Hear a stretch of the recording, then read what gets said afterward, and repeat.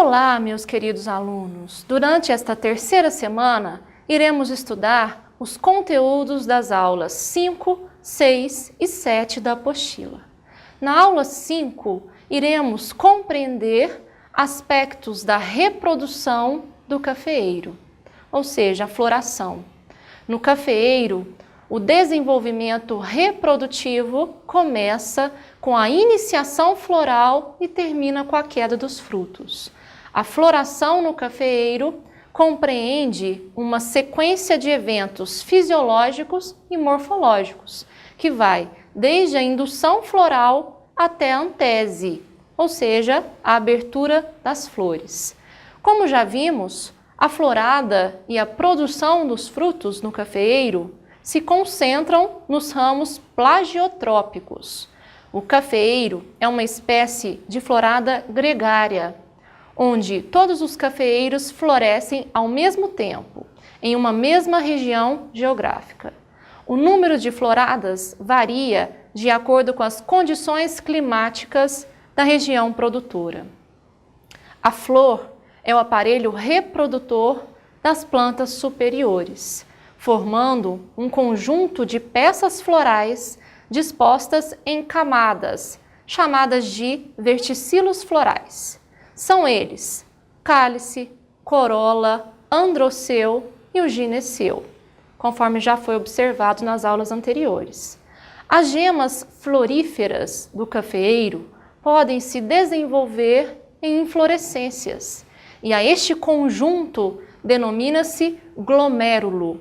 As flores hermafroditas crescem e abrem-se de 8 a 10 dias após chuva ou irrigação, tendo uma duração média de 3 a 4 dias. Vamos compreender agora como é realizada a reprodução do cafeeiro? Vamos lá. A reprodução do cafeeiro é por autofecundação. Autofecundação é quando a fecundação se dá entre gametas produzidos pela mesma planta. Ocorre naturalmente em plantas que são hermafroditas. O cafeeiro arábica apresenta uma pequena taxa de fecundação cruzada entre plantas, cerca de 10%. Na floração são reconhecidas 4 fases distintas, mas com certo grau de sobreposição entre elas. Primeiro, a iniciação floral. Segundo, diferenciação ou desenvolvimento das partes da flor. E terceiro, a abertura da flor florada ou antese. Vamos lá. A primeira fase de indução ou iniciação floral ocorre possivelmente entre fevereiro e março, na maioria das regiões. O processo inicia-se com a formação dos primórdios florais e é precedido das reações fisiológicas de indução floral, formando assim a flor ou a inflorescência. A segunda fase consiste no desenvolvimento do botão floral. Os botões florais entram numa fase de crescimento contínuo por um período de 2 a 3 meses nas regiões do sul de Minas Gerais, até atingirem um tamanho médio de 4 a 8 milímetros e entrarem em dormência, que é uma pausa de semanas ou pode durar meses e geralmente ocorre de julho a agosto. O período de dormência parece estar associado a um período de déficit hídrico e baixa temperatura. A última fase é a antese. Nas principais regiões cafeeiras do Brasil, após o período da seca, com as primeiras chuvas, as gemas florais que estavam no estado de dormência reiniciam o seu crescimento, expandindo-se rapidamente até a abertura das flores. Na aula 6, estudaremos a morfologia dos frutos do cafeeiro e sua importância na produção e qualidade do café. Vamos lá. O cafeeiro, o fruto do café, é uma drupa elipsoide contendo 2 locos e 2 sementes, podendo às vezes conter 3 ou mais. Para facilitar os nossos estudos, vamos dividir o fruto do cafeeiro nas seguintes estruturas. Primeiro, pedúnculo. É a haste que suporta o fruto. Coroa é a região da cicatriz floral, localizada na parte oposta do pedúnculo. Terceira, exocarpo. É também conhecido como a casca do fruto do cafeeiro, conforme podemos visualizar nesta imagem. Depois, o mesocarpo, que é também chamado de mucilagem, que é uma substância gelatinosa e adocicada que fica entre o exocarpo e o endocarpo. E por último, o endocarpo, ou também conhecido como pergaminho, que podemos visualizar no próximo slide.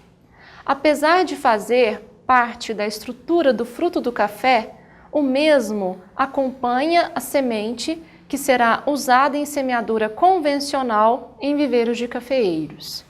Pesquisas comprovam o atraso durante a fase de germinação pela presença do pergaminho.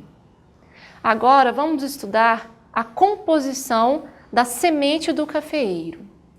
A semente do cafeeiro pode ser dividida nas seguintes estruturas: espermoderma, que pode ser visualizado na próxima imagem, que é também conhecido como película prateada, que se encontra aderente ao endosperma.